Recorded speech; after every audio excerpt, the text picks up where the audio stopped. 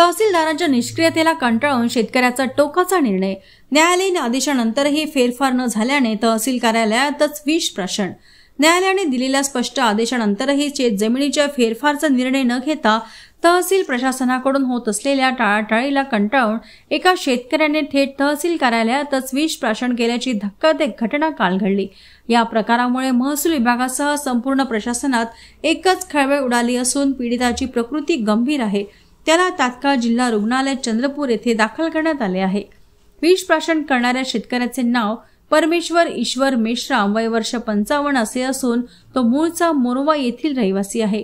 मेश्राम यांची कुर्डा गावातील सर्वे क्रमांक 87 वरील शेती ही त्यांची वडिलोपार्जित मालमत्ता आहे।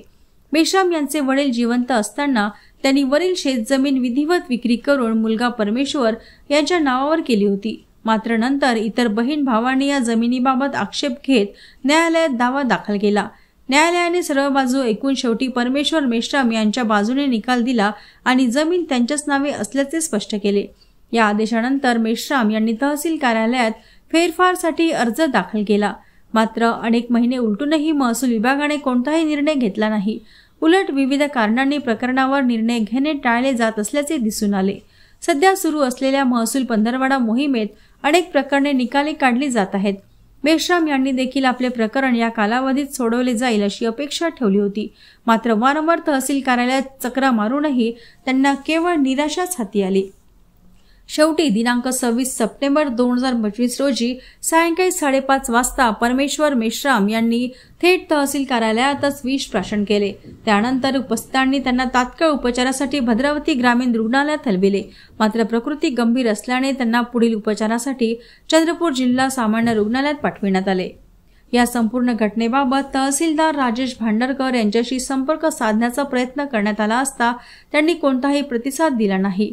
विशेष म्हणजे महसूल विभागाचा पंधरवडा सध्या सुरू असून महसुलाशी संबंधित तक्रारीवर निर्णय घेणे हीच मोहिमेची उद्दिष्टे आहेत।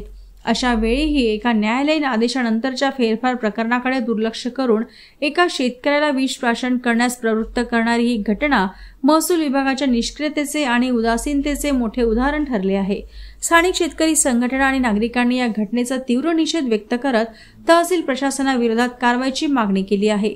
तसेच पीडित शेतकऱ्याच्या प्रकरणाचा तातडीने निकाल लावून त्याला न्याय द्यावा अशीही मागणी होत आहे। एप्रिलच्या 20 तारखेला मी 20 वर्षापासून जे आमच्या शेतीचा वादविवाद चालू होता त्याच्यामध्ये माझ्या नवऱ्याने 7/12 बनवासाठी तहसीलदारांना पैशाची माग करत होते। माझा नवरा प्रत्येक वेळा पैसे देत गेला, पण 7/12 2 वर्ष झाले, आज देतो उद्या देतो म्हणून त्यांनी कधीच दिलं नाही।